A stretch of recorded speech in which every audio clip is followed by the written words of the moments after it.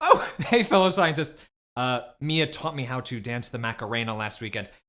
I learned the motions easily enough, but what I don't understand is how my body moves.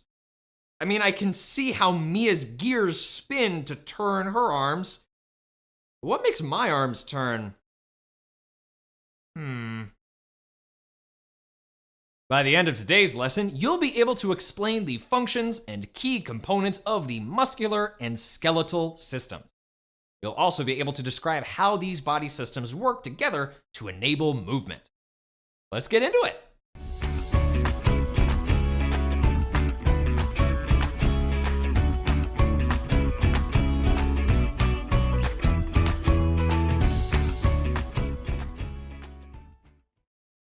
So far in our time together, we've learned a lot about the structures of the universe.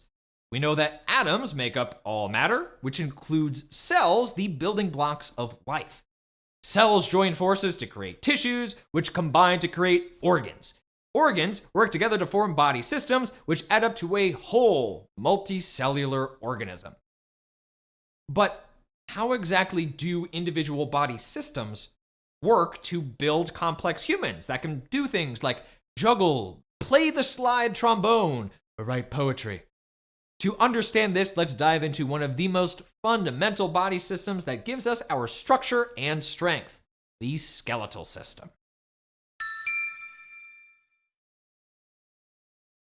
Think of your body like a building.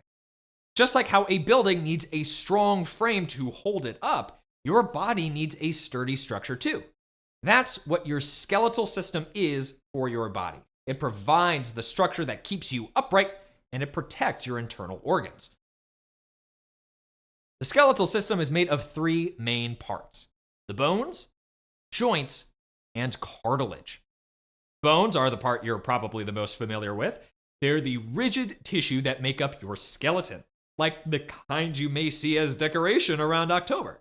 Except instead of plastic, your bones are mainly made up of protein and calcium. That's why eating calcium-rich foods like spinach is good for your bone health. Joints are the places where two or more bones meet, like at your knees or elbows. Joints allow your skeleton to pivot and turn, rather than just stay stiff and straight. To cushion those joints and keep your bones moving smoothly, you have cartilage, which is a soft, rubbery material that coats the ends of your bones. Cartilage is a versatile tissue that also makes up parts of your body that don't have bones, like your nose and ears. Take a moment to observe your hand. If you can, give your fingers a good wiggle. You see the bones at work? Just one hand has 27 individual bones in it. And that's just one small part of your body. How many bones do you think make up a whole human skeleton? Well, the answer actually kind of depends. You have fewer bones in your body now than you did when you were born. Newborn babies have about 300 bones in their body, but by the time they're finished growing, they'll only have 206. So, where do those extra bones go? Well, nowhere. Babies are born with some of their bones split into pieces that fuse or join as they grow. For example, a baby's skull begins as 6 separate pieces that fuse together as they get older. This gives their big brains plenty of room to grow. So, the skeletal system has a pretty important job. It provides structure to our bodies and protection for our softer parts, like our brains and hearts. But I'll tell you a secret. By themselves, bones, joints, and cartilage can't do a whole lot. What body system do you think allows us to put our bones into motion? If you said the muscular system, you're absolutely correct.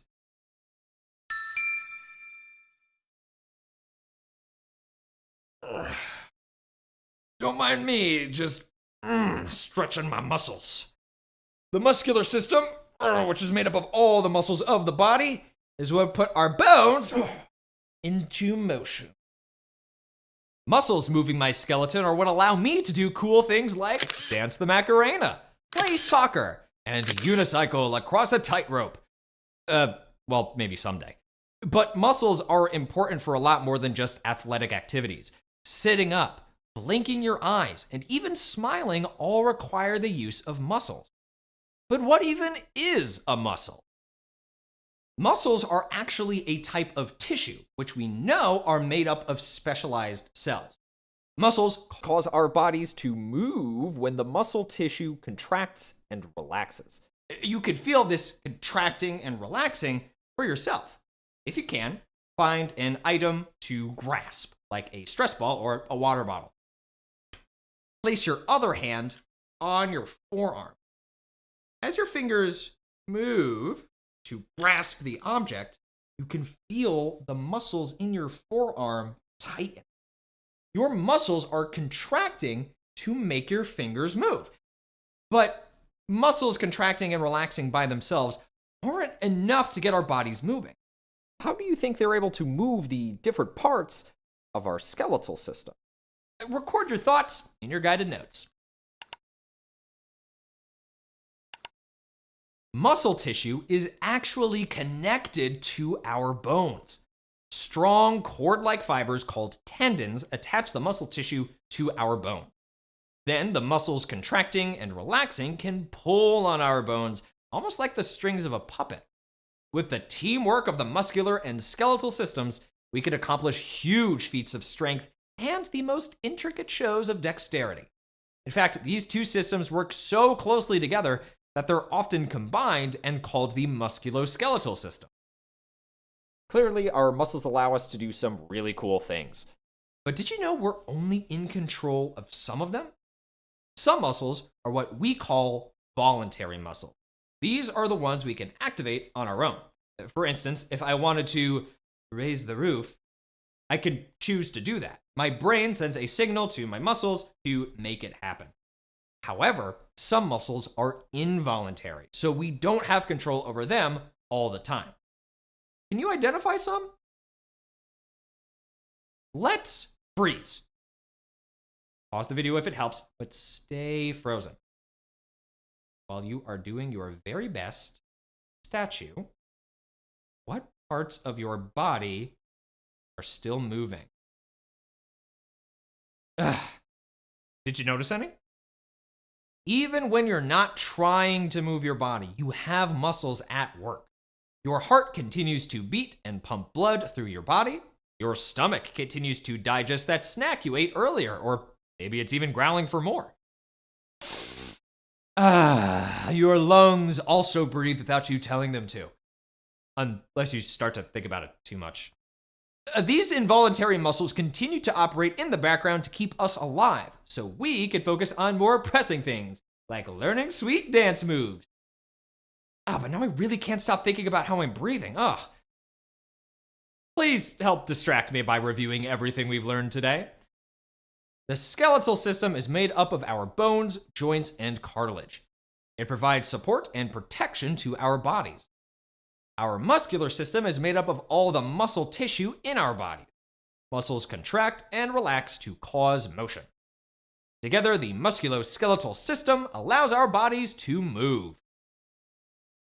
To learn more about the musculoskeletal system, be sure to check out the practice questions and activities that go with this lesson.